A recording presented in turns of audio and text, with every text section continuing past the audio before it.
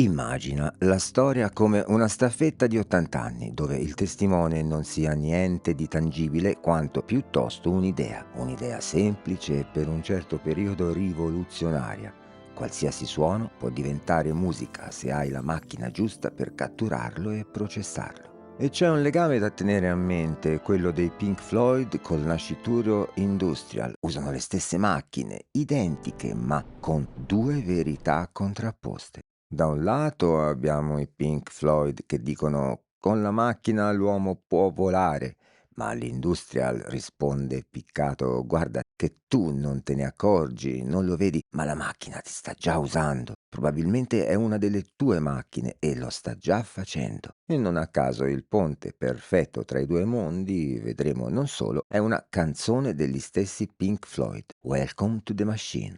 Benvenuto nella macchina. I Pink Floyd sono una pietra miliare e di pietre miliari in quegli anni ne spuntavano parecchi, ma i Pink lo sono 3 volte, nella musica, nella tecnologia e nella storia vissuta sulla pelle, direttamente o per via di legami di sangue. Il padre di Roger Waters muore ad Aprilia, in Italia, durante la Seconda Guerra Mondiale, in seguito allo sbarco degli alleati ad Anzio. Il giovane Roger, crescendo, si porterà dentro quella perdita e sarà così per più di 2 ragioni. The Wall, l'album storico, iconico, pietra miliare della musica in generale, quel messaggio che lo accompagna anche nel film, nasce da lì. Da quel Novecento che lo storico Eric Hobsbawm definirà il secolo breve. Prima di iniziare, raga, una considerazione. Da quanti ce ne sarebbero non saprei che esempi farvi, quindi shazammate. Quando qualcosa vi cattura, shazammate e datevi un paio d'anni. Non parlo solo di Immigrant Song degli Zeppelin che spunta in un tour della Marvel, parlo anche dei Deep Purple, del riff di Smoke on the Water di Ian Gillan che canta in Made in Japan, della poesia di John Lord anche prima e dopo i Purple stessi e del suo Hammond accordato sui 50 o i 60 Hz della corrente con ciò che ne consegue nei live. Penso a Blackmore, penso a Page, penso a Clapton, a Gilmour e Hendrix. Lui nel club dei 27, chissà a 50 anni cosa ci avrebbe fornito questo signore. Shazammate, fidatevi e datevi del tempo. Ci troviamo qui fra un paio d'anni e mi direte nei commenti in caso. Se commentate oggi serve all'algoritmo, al canale, ma se commenterete fra 2 anni sarà servito a voi. L'Italia, lo sappiamo, ha spesso un suo sapore, anche nel modo di affrontare una sconfitta, quella della Seconda Guerra Mondiale, o una vittoria, come è accaduto nella prima, seppur con molti uomini sconfitti, padri, nonni, bisnonni, dalla vita rovinata senza gambe, braccia e coi danni perenni dall'aver respirato i gas benefici in trincea, una vittoria letteralmente mutilata agli albori della prima guerra mondiale, comunque sulle ali dei movimenti votati al futuro, al movimento, all'energia e all'adrenalina della sperimentazione come scelta. Mentre la Francia aveva un Georges Braque col suo cubismo, l'Italia aveva il manifesto futurista di Marinetti, lui e tanti epigoni, alcuni capaci di superare le proprie fonti, ispirate e ispirati dall'odore del passato. La rivoluzione francese aveva cambiato il rapporto tra masse, politica e potere, e ogni potere gestirà quella dinamica con l'intelligenza e la saggezza che gli si confarranno. E lo stesso vale poco dopo per la rivoluzione del vapore, il motore a vapore, poi quello termico, poi la distribuzione di quell'enorme potenza misurata addirittura in cavalli. L'intreccio tra gli esiti della rivoluzione francese e quella del vapore lo lasciamo ad altre, ma una cosa la sappiamo bene.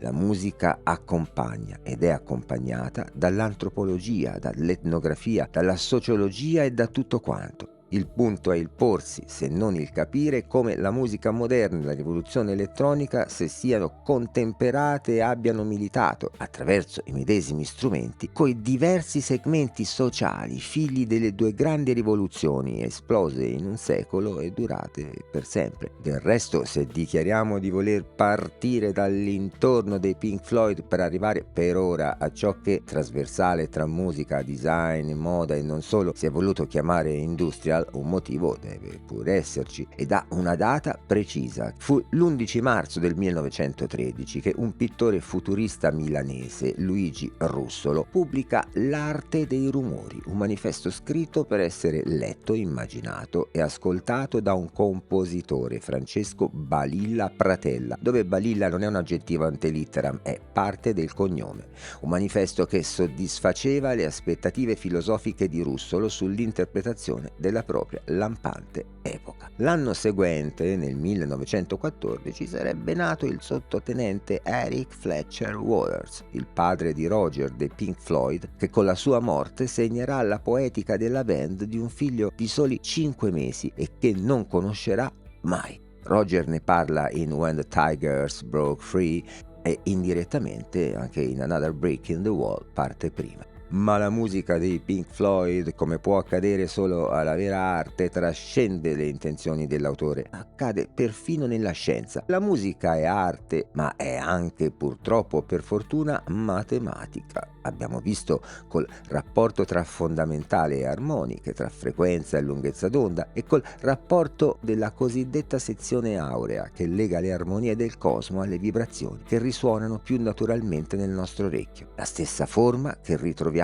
nelle simbologie delle cattedrali, negli appunti di Leonardo, nel guscio della chiocciola e nella coclea, l'orecchio interno per intenderci, un rapporto che unisce trasversalmente il sapere umano e le armonie del creato o del risultato, che chiamarlo si voglia. Ed eccola la spirale: da un lato i droni della musica elettronica odierna, l'industria al duro e puro, dall'altra faccia quella delle galassie, i romanzi di Asimov, tra galassia e fondazioni, fino al climax di una delle serie TV più belle, profonde e visionarie di sempre. Chi non l'avesse vista farebbe bene a recuperare, ideata dal giovane Nolan Jonathan, Person of Interest, ed è del 2011. Vi consiglio di dargli almeno 2 stagioni intere prima di giudicare, ricordandovi le date e cosa è poi davvero accaduto.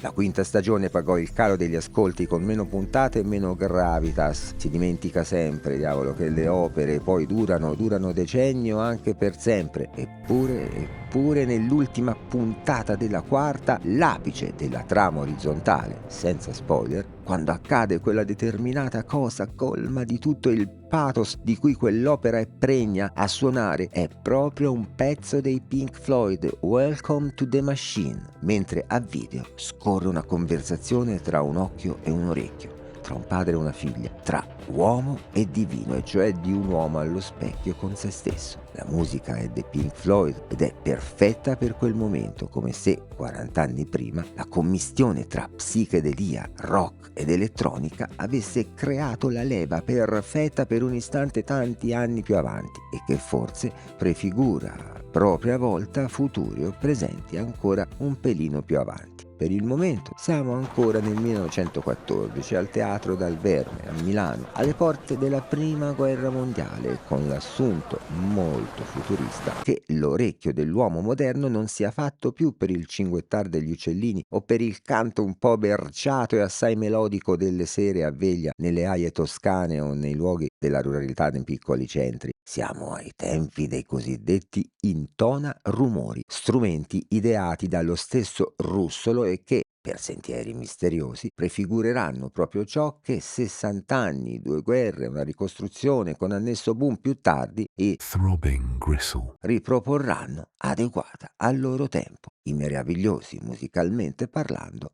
anni 70. Allo stesso tempo, a ricostruzione iniziata nel 1948, un ingegnere francese, adoperando le sonorità di locomotive, binari e scambi, proporrà le primissime sonorità di ciò che vorremmo definire musica concreta, sonorità dal quotidiano, rese canone non tramite le note ma tramite rielaborazioni a posteriori, oggi quanto di più banale, ma che al tempo, stiamo parlando di reverse, di montaggi analogici di varie fogge, sembravano una svolta quasi fantascientifica. Questi 3 filoni, futurismo del rumore, nastri per musica concreta ed elettronica pura, sono in qualche modo il materiale di partenza o di risulta del nostro arco musicale narrativo. I primissimi Pink Floyd, quelli dell'era di Syd Barrett, emergono dall'underground londinese dell'UFO Club. UFO era acronimo di Unlimited Freak Out, e dove i giovanissimi Pink svolsero fra il 66 e il 67 niente meno che il ruolo di resident band. Un periodo e un luogo dove vorrei essere vissuto. Quel magico club Meteora restò aperto per soli pochi mesi, ma ospitò figure apicali, per poi diluirsi nella scena londinese come se mai fosse esistito. I Pink Floyd iniziarono agganciandosi al filone psichedelico, ma la musica psichedelica bastava l'elettrico, come più volte dimostreranno Hendrix e altri. Tuttavia, i Pink non perdevano una sola novità nella produzione di gear elettronico. Qualsiasi outboard ci fosse sul mercato se ne dotavano. E anche per questo possiamo considerarli, nella loro dimensione tipica, una commistione di musica, psichedelia, rock ed elettronica, con Syd Barrett all'inizio e col grandissimo, ma come poi, Gilmour a venire. Ma come? Forgiarono il suono della band attorno al Benson Echo Rec, unità eco di cui abbiamo parlato nella seconda parte di questa trilogia. Il Benson è l'impronta sonora ricorrente delle sessioni dal vivo e patentemente di brani in studio come Interstellar Overdrive, tratto dall'album The Piper at the Gates of Dawn e registrato nel 67 durante il periodo della genialità stroboscopica di Barrett, fino alla felicemente concepita e costruita pièce musicale di decine di minuti, poi riletta in differenti versioni, remastering, remix e tutto il resto. Parliamo di Echoes, brano eccezionale in un'unica tonalità e col timbro morbidamente roco di Gilmour. Un manuale di musica per chi pensa ancora che un brano, per riuscire, ha bisogno di tante note o tanti accordi. Falso, less is more. Ad esempio, sentitevi una solo di chitarra sempre di Gilmour, dal suono inconfondibile che con una manciata di note crea atmosfere incredibili, e questo vale per tutti gli altri grandi chitarristi del rock, quasi tutti. Ascoltare per credere. Restando nell'avanguardia tecnologica, dal Benson passiamo all'Azimuth Coordinator. Il 12 maggio del 67, al concerto Games for May alla Queen Elizabeth Hall, la band si presenta dotata di un joystick che intuitivamente distribuisce il suono su altoparlanti disposti attorno al pubblico. Pensandoci bene, possiamo ritenerlo un sistema quadrifonico adoperato dal vivo da un gruppo tutto rock. E questo, a prescindere dal primato, ci propone un'idea più importante, superiore e paradigmatica. La tecnologia, se saputa implementare e contemperare con la musica stessa, non è più un sostegno o un trucco per sorprendere, o ancora uno strumento per raggiungere suoni ed emozioni altrimenti precluse. Certo, tutto questo lo è, parblé, ma quando adoperata in questo modo la tecnologia è la musica stessa, né più e né meno. Approccio che vale per l'uso di un banco musicale, il mixer come strumento al pari di un synth o di un rullante, tanto quanto per qualsiasi idea di fondo o sviluppo di un concetto che magari prenda spunto da un'idea nata dalla fisica acustica o dalla psicoacustica, poi evoluta e lievitata in una reciproca intuizione musicale e sviluppo tecnologico. Attitudine, peraltro, non nuova ai Pink Floyd medesimi. Dopo il ritiro di Syd Barrett, geniale e visionario chitarrista, spintosi forse un po' troppo avanti rispetto alla ricerca musicale e all'introspezione, possiamo considerare canonica la fase che va dal 68 al 72. Un vero e proprio laboratorio di sperimentazione multicentrica e poliispirata. Parliamo di cose tipo Amma Gamma, uno spettacolo di album doppio, 2 vinili, 2 musicassette, noto agli stessi fan come album sperimentale che vendeva e che contiene un esempio di autentica musica rock concreta, Several species of small furry animals. costruita da Roger Water con manipolazioni di velocità del nastro, e in questo potremmo trovare ovvi collegamenti con le sperimentazioni colte che accadevano nel centro-sud dell'Europa continentale. Tutto questo accanto al compositore Ron Giesin, che senza alcun dubbio portò nel gruppo procedure di scrittura musicale più colta e più di avanguardia, le quali spinsero oltre ogni limite un gruppo di lavoro già incentrato su viaggi, esplorazioni e percorsi, invece che sulle strutture classiche della canzone o delle ballads, rock o no che fossero.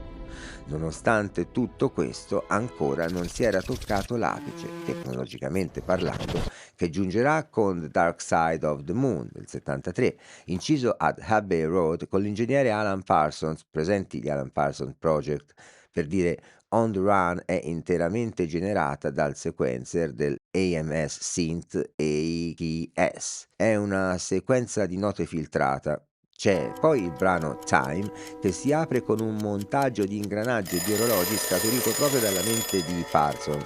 Mane invece, altra perla, è basata su un loop su un nastro in 7 quarti, quantizzando analogicamente, dunque con rara maestria, il suono inconfondibile di registratori di cassa, delle monete che si cadono addosso e della carta strappata delle banconote. Se pensiamo a come può essere stato realizzato tecnicamente, viene da riascoltarlo e poi che dire. Infine nella nostra narrazione c'è Welcome to the Machine, che è un brano del 75. È un brano che, come dicevamo prima, Nolan Jr. ha scelto per il climax di Person of Interest, il cui pulsare meccanico e il cui testo costituiscono concettualmente il punto di contatto più diretto con ciò che da lì a 2 anni chiameremo industrial. Non a caso il testo è basato su un concetto invecchiato benissimo, quello della macchina industria che ingoia l'artista. Wow! Tra la psichedelia britannica e l'industrial si colloca la scena tedesca. Non è un dettaglio. Holger Czukay e Irving Schmidt, Fondatori dei Can, erano stati allievi niente meno che di Stockhausen e il cosiddetto Krautrock applica al rock proprio le tecniche dello studio di Colonia, montaggio del nastro che sappiamo avvenisse con la perizia di un sarto, con una lametta per fare i cut e del nastro adesivo per fare il paste. Ripetizione motorica e suono inteso come materia tangibile. I Tangerine Dream portano il sequencer Moog al centro, mentre i Kraftwerk, dallo studio il Klink Klank di Düsseldorf, compiono il passo definitivo con Autobahn, Trans Europe Express e The Man Machine, l'uomo macchina non più come un incubo ma come scelta consapevole. Il decennio vede tecnicamente la transizione dal Moog, dal VCS-3 al Mini Moog, alle drum machine e ai primi sequencer accessibili un po' a tutti. Finalmente un piccolo collettivo poteva possedere i mezzi per produrre suoni e quindi musica elettronica. La democratizzazione tecnologica sarà l'imprescindibile condizione per l'esistenza dell'industrial come genere musicale, adiacente al punk almeno quanto è immerso nell'elettronica. Contrariamente ad altri generi, a quasi tutti i momenti della storia umana in cui difficilmente si trovano cesure precise, l'industrial nasce con un atto fondativo vero e proprio. Nel 75 a Londra, il collettivo di performance Art Cam Transmission, attivo dal 69 circa, si trasforma nel gruppo musicale e arti visive Throbbing Gristle. tutti artisti performer con una certa esperienza e che metteranno a sistema proprio con questa formazione. Il debutto pubblico avviene nell'ottobre 76 proprio all'ICA di Londra durante la scandalosa mostra che spinge un parlamentare conservatore a definirli Record of Civilization, cioè demolitori della civiltà. Il loro singolo di esordio già dice molto sul tipo di provocatorietà che si erano prefissi di importare nel panorama musicale internazionale. Nel 76 fondano l'etichetta Industrial Record prendendo come spunto lo slogan di un artista americano, Industrial Music for Industrial People, ed è proprio da questa etichetta che il genere prenderà il nome. Genere che, lo ricordiamo, è trasversale al design e non soltanto musicale. Musicalmente, come abbiamo detto, erano più che musicisti puri, attori e performer, e rovesciano il paradigma floydiano pur usandone gli strumenti concettuali. Nastri, loop, elettronica autocostruita, registrazioni ambientali, ma dove i Floyd usavano lo studio per costruire cattedrali sonore levigate, Throbbing gristle. dal loro studio Death Factory usano mezzi poveri per restituire il suono della Gran Bretagna post-industriale. Fabbriche dismesse, propaganda, controllo sociale. I testi industrial del resto sono incentrati su temi che l'opinione pubblica normale non poteva che giudicare scabrosi, così come a forme di misticismo, scavando a piene mani nelle vicissitudini dell'underground londinese, tra tematiche dell'underground concettuale applicabili quasi ovunque, e la loro natura di performer importa anche nelle sessioni dal vivo rappresentazioni cupe, ispirate al recente periodo bellico, così come ad una certa fonografia, siamo capiti, che esiste da quando esistono rappresentazioni grafiche e fotografiche, ma che per varie ragioni visse una nuova epoca negli anni 70. Decisiva è l'influenza letteraria di William S. Burroughs. La tecnica del cut-up, taglia e ricombina, no? Viene trasferita dalla pagina al nastro magnetico. Il rapporto è così diretto che la Industrial Record pubblicherà nel 1981 le registrazioni sperimentali dello stesso scrittore, Nothing Here Now But the Recording. Sul chi sia Burroughs andrebbe fatto un video a parte. Lo scrittore di riferimento di un paio di generazioni negli anni 70, se Cage, Stockhausen ed altri hanno immaginato la musica aleatoria, Burroughs è lo scrittore della letteratura aleatoria. Possiamo considerarlo, assieme a Ginsberg e Kerouac, il focus della Beat Generation e, secondo qualcuno, lo scrittore negli anni 70 più importante del dopoguerra.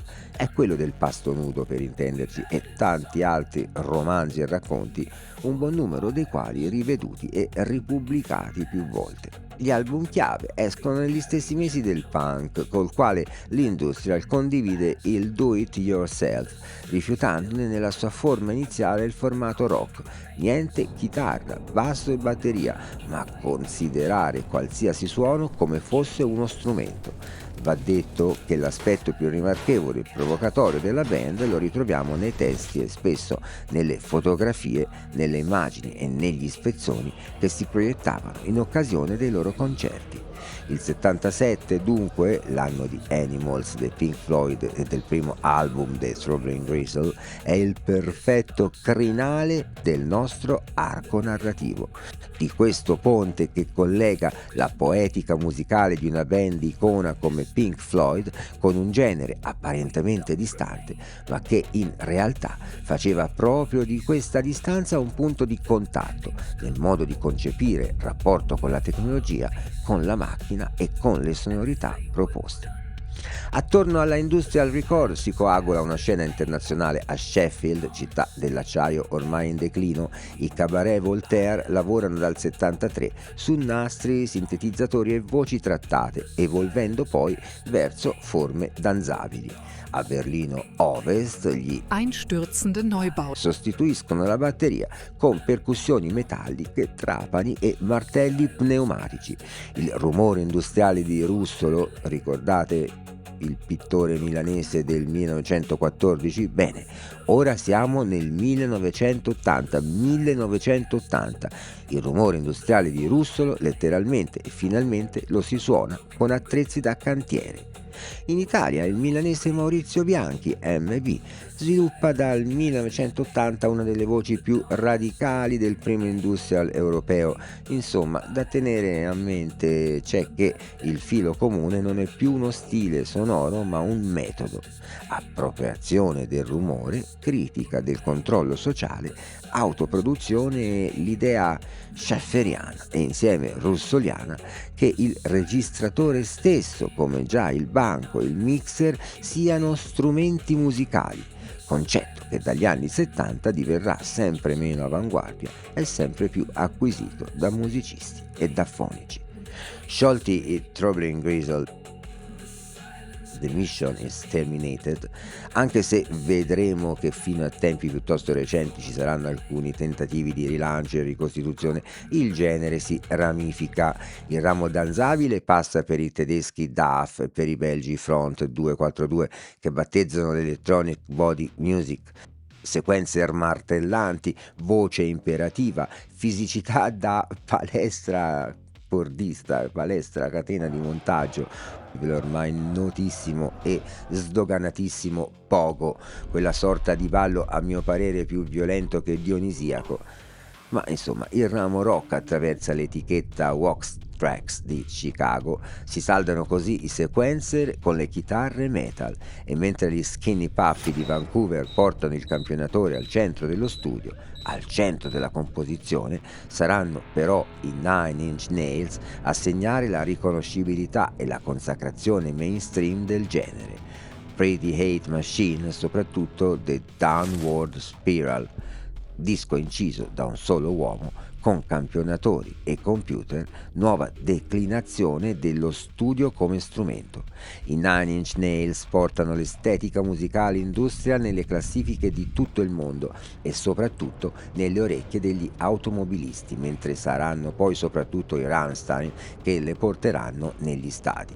Il cerchio tecnologicamente si chiude qui. La sintesi è che il campionatore degli anni 80 e 90 altro non è che il loop di nastro di Money dei Pink Floyd, reso istantaneo e infinito. Stessa l'estetica, identica, ma differente e più pratico lo strumento. Per concludere, cosa dire? L'arco Pink Floyd Industrial non è una discendenza, niente di verticale, quanto casomai una staffetta di idee o di macchine. Le idee saranno state il rumore come musica, Russolo, il nastro come strumento, Schaffer, lo studio come compositore aggiunto, Abbey Road per tutti, la macchina come tema e specchio della società. Da Welcome to the Machine a Industrial Music for Industrial People, i Floyd usarono la tecnologia per umanizzare la macchina e dilatare la coscienza. L'Industrial usò la stessa identica tecnologia per mostrare quanto la società avesse già meccanizzato l'uomo. Sono le due facce, utopica e distopica, della medesima rivoluzione elettroacustica, un viaggio che non finirà qui e che intenderemo proseguire in futuro. Grazie, come sempre, e a presto, un insieme di sassate.